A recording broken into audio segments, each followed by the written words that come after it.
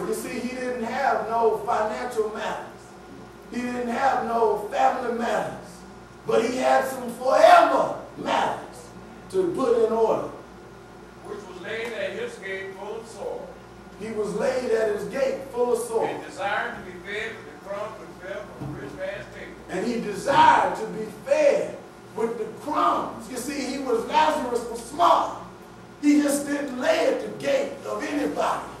He laid at the gate of a rich man.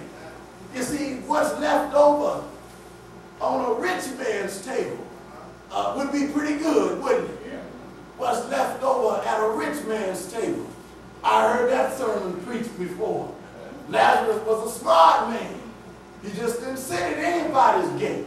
He was at the rich man's gate. Read. Moreover, the dogs came and licked his sore. The dogs came and licked his sore. And it came to pass that the beggar died. And it came to pass, as it's going to come to pass in all of our lives. That's the great equalizer, that we are going to die. And was carried by the angels into Abraham's bosom. But he was carried by the angels into Abraham's bosom. And the rich man also died and was buried. And the rich man died and was buried. You see, that's the great equalizer. Whether you're rich or you're poor, you're going to die one day or another. Read. And in hell he lifted up his eyes. And in hell he lifted up his eyes. Being in torment. Being in torment. Seeing Abraham afar off. Seeing Abraham afar off. And Lazarus in his bosom. Lazarus in his bosom. And he cried and said, Father Abraham. And he said, Father Abraham, have mercy on me. Have mercy on me. And send Lazarus that he may dip the tip. And send Lazarus That he may dip the tip of his finger in water. that he may dip the tip of his finger in water And cool my tongue. and cool my tongue. But what I'm telling you tonight is when you die, you won't be able to change anything. Your fate is sealed at that point. It's what you've done while you've been living that will make a difference. That's the reason why Isaiah simply said to King Hezekiah, set your house in order because you will die and you are not going to recover from this illness. And I'm telling you tonight that you need to set your house in order.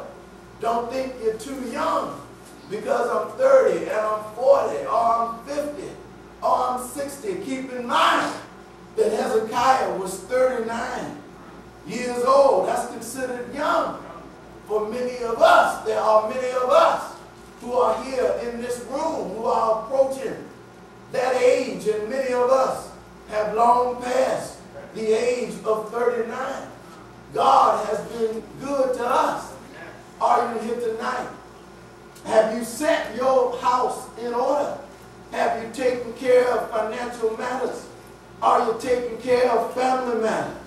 But more important, are you taking care of forever matters?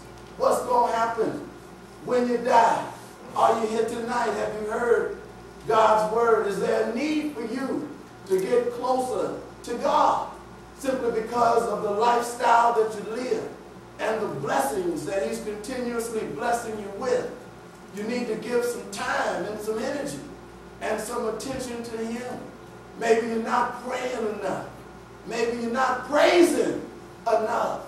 And maybe you're not loving enough. You need to rededicate your life to Christ and do it right now while together we stand and we sing a song of invitation.